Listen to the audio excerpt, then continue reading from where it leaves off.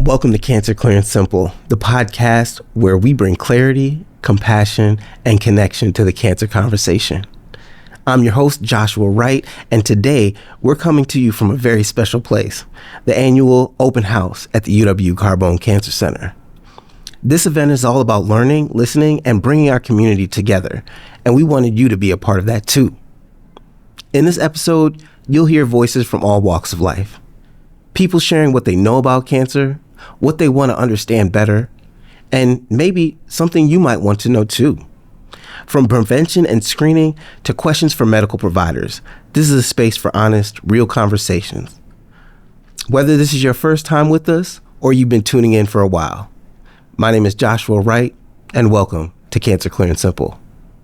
Hi, my name is Ellie. I'm a student at University of Madison, Wisconsin.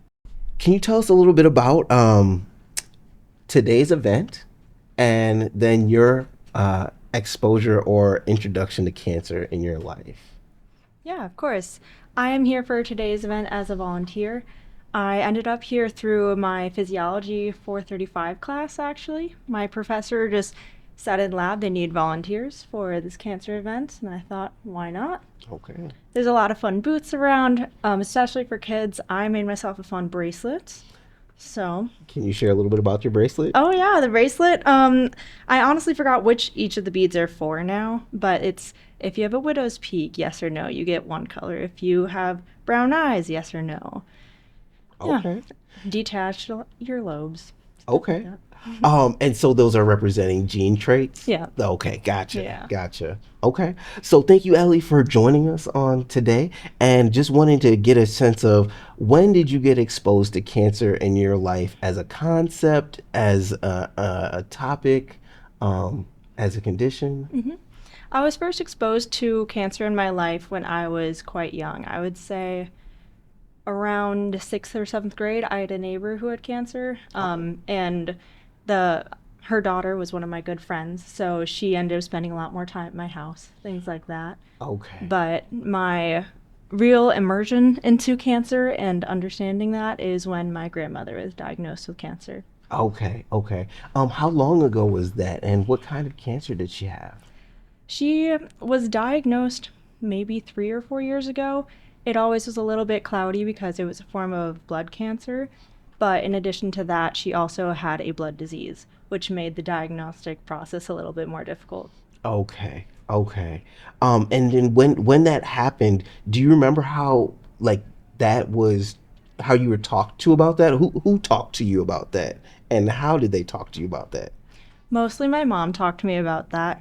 At that point, I was already in school most of the year, so I would be here in Madison and not living with my mom. So a lot of it was a group chat, family group chat with everyone in, hearing about the current status of, sometimes it'd be like, yeah, she has blood cancer. Then maybe we'd hear a couple months later, like, oh, they think maybe she doesn't have cancer, and maybe it's this disease. And turns out it was both of them. Okay. Yeah. Okay. Do you remember any questions that you had when this came up? Yeah. I mostly was wondering what the result was going to be, how much time it was looking like we had, and the unfortunate answer with many cancers is just they didn't really know. Yeah. She was given 3 months to 3 years, and it ended up being, I think, something like 6 months. Because she chose to start her chemo treatment, but then due to just the co-inflation of her just illness, and she had an allergy to one of the medications, it just was really, really taking a toll on her. Okay. And she only went through about a month or two of, maybe just a month of chemo, and then she was like, no, I don't want to live like this. Okay. So what I'm hearing is about the quality of life. Yeah. Right? And so you're talking about how the treatments themselves impacted her quality of life to the point where she said, no, this is not the right move. I don't want to do this anymore. Yeah. Okay. She definitely chose to value her quality of life over quantity, which is something I completely understand, especially being at 80 years old. At that point, you just want to be happy and be with your people. Sure.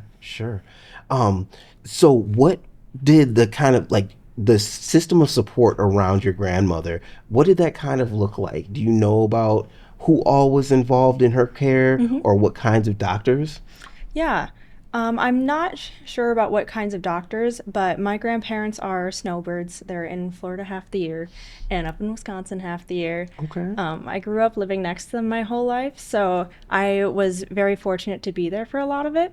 Okay. My mom and I both work at the hospital that she got most of her treatment in up in Wisconsin. Oh, okay. Okay. Okay. I work in the laboratory, so I got to sit with my grandma through her blood draws before she would be going to her infusions, in which my mom, who is an RN at that hospital, got to sit with her through that.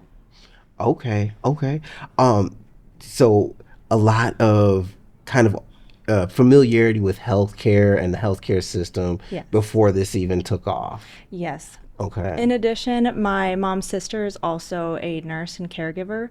So by the time my grandma's condition was really declining, we actually never had a nurse come to be in house with her. We never had a hospice nurse, even though we were about to get one. But because of my mom and her sister's backgrounds, they were able to do that care for her. So they took a lot of the emotional toll on that, but they were really grateful to be able to support her in that way. Wow. Okay, so that's two major differences in terms of the type of care that I'm hearing. And you're talking about the physical aspect of care, which takes a level of skill set that your mother and her sister already had. And then just on top of that, the emotional caretaking. And so, okay, that is really special. I don't know if I've heard of that particular availability so close to a person as of yet. But what do you, okay. let's get into your understanding or just kind of how you're approaching things now. How do you think or talk about cancer screening in your family? I tell them to do it earlier than you think you need to. Okay. Because in situations like my grandmother, she didn't know for a long time. She just knew she felt very tired. And it got hard for her to do things like walking the dog. She'd have my grandpa do it for her instead. 'Cause she also wanted to uphold a certain sense of dignity as well. Sure. So I always tell people, the second you feel like something's off, go and see. Okay. And you talked about it in a very specific way, right? Just in terms Yeah. of what is it that you do regularly or normally, Yeah. and can you still do these things? If you're not able to do a certain thing like walking the dog, Yeah. then it's like, okay, Something is wrong. Something is wrong. We need to go ask questions. Okay. Okay. And so, what would your approach now be to cancer screenings that you might want to take on later on? My approach would probably be ask questions if you think anything's wrong. Okay. I am a big one with, I love that hospitals now have a portal option, and I'll send my doctor like little comments or emails if I like have something that just happened that is pressing. Okay. But otherwise, I'll schedule appointments. As a student, they make it really easy. With UHS, we actually get a lot of care for free. Okay. It's included with our tuition. Yeah.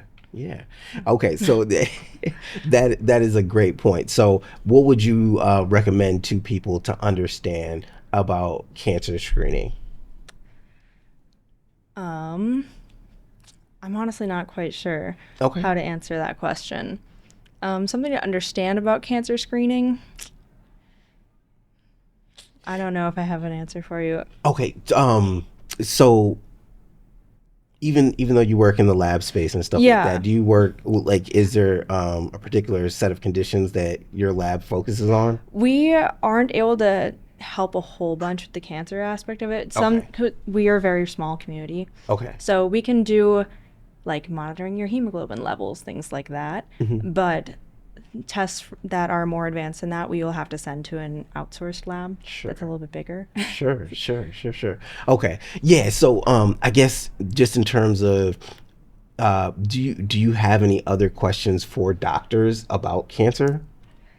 I do have some questions about why we don't get our genetics looked at earlier is something that's always been really interesting to me, because if we knew more about our genetics, it would help a lot in the treatment process of it, Okay. rather than trying a medication being like, oh, this one doesn't work for you. Let's try a different one. Could Okay. kind of mitigate some of that. Sure, sure, sure. I like the way that you're thinking on that, right? So, not having to do the guesswork unnecessarily, right? Yes. Okay. So yeah, wanting to take out that piece. Hmm. Okay. What advice would you have for somebody who is having to support a family member through a cancer journey? Make sure to take care of yourself too. That's a really big one because you don't Okay. you don't realize that although you're offering them a lot of support, you need support too. This is something you're also going through. Okay. Okay. And is that something that you saw just in terms of your mother and your aunt, how they, okay. Yes, 100%. My mom does a little bit better at kind of expressing emotions as they come. And I was grateful that I was able to be there for her a lot in that time. Hmm. And one who I really had to help was my aunt. She did a lot of the care as far as medications went and stuff. So I could tell that kind of took a bit more of a toll on her. And she was a rock the whole time. And when my grandmother did pass, she still like she shed a couple tears as the moment happened, of course. It is her mother. Hmm. But even the next day, she's like, okay, we have to do the eulogy and start doing funeral plans. And I came up to her and I just like kind of took her by the shoulders and I'm like, hey, you can mourn your mom. And you can also just look at how much work you just did and be proud of yourself and realize that you've done a lot and you have a lot of weight on your shoulders and you can take a breath. You can take a moment. You don't have to start everything right away. Yeah. Okay. That's very beautiful. I really appreciate you for sharing that particular perspective. So it just so happens that the Carbone Cancer Center hosts an annual fall conference. It is available for students to attend, and this year the theme is caregiving. And Oh. so, just as the calendar kind of rolls by and stuff like that, I would encourage you to potentially look into that conference, that day long conference to attend this year, specifically because of what you shared about caregivers. Is there more to the conversation that you could potentially add? And then also what can be learned from the medical professionals that are talking?